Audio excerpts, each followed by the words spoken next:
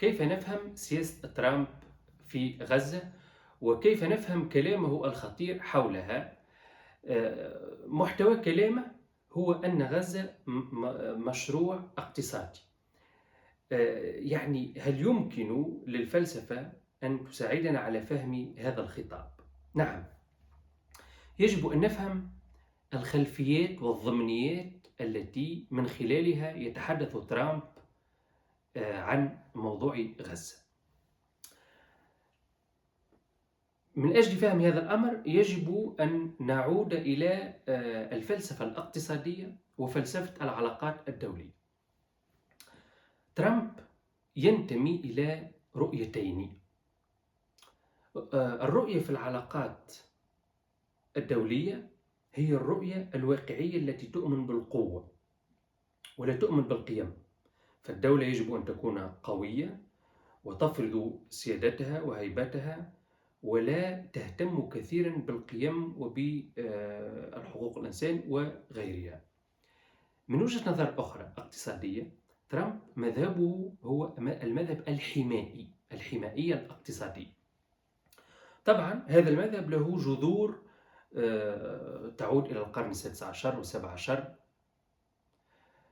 ولكن ما يهمنا الآن في هذا العصر هو أن ترامب بحمائيته يريد أن يبحث عن تخندق اقتصادي هدفه حماية الاقتصاد الأمريكي من المنافسين، سواء المنافسين التقليديين أو الذين أصبحوا بعبارة أصح ينافسون أمريكا مثل الصين ودول آسيا واليابان، أو حتى الحلفاء الكلاسيكيين وهم الأوروبيون. وهنا يجب أن ندقق في نوع من التناقض أو نوع من المفارقة، لأن نتنياهو ترامب من جهة يدافع عن نتنياهو من وجهة نظر سياسية وإيديولوجية ودينية وثقافية، لأن إسرائيل هي في نهاية المطاف تمثل نوعا من الامتداد المسيحي اليهودي الثقافي الرأسمالي الليبرالي لأمريكا وللغرب.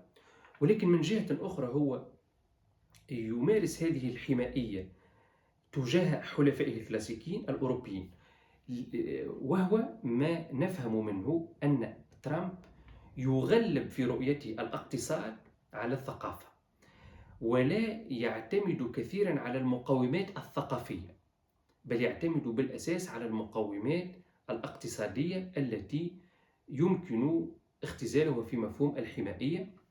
ومفهوم الحمائية يقوم على أن تضع الدولة التي تمارس هذا النوع من الاقتصاد أو هذا النوع من السياسة، في الحقيقة هي سياسة اقتصادية وليست اقتصاد، أن تمارس نوع من إما الترفيع الضريبي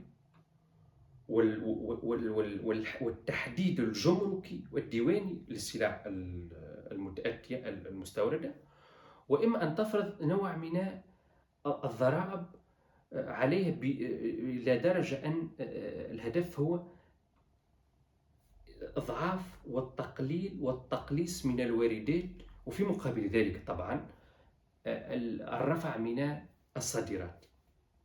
الهدف أيضا هو حماية اليد العاملة وحماية اليد العاملة في الدولة التي تمارس هذا النوع. ولكن من سلبيات هذه السياسة الحمائية هو أن هذه الدول التي تمارس ضدها سياسة الحمائية يمكن هي ذاتها أن تمارس أيضا بنفس المنطق سياسة حمائية. فإذا فرضت الولايات المتحدة الأمريكية ضرائب مجحفة أو قلصت من الواردات دولة اليابان أو ألمانيا أو فرنسا مثلا، فيمكن لليابان أو فرنسا أو الصين أن تفعل الأمر نفسه، وبناء عليه سينعكس هذا سلبا.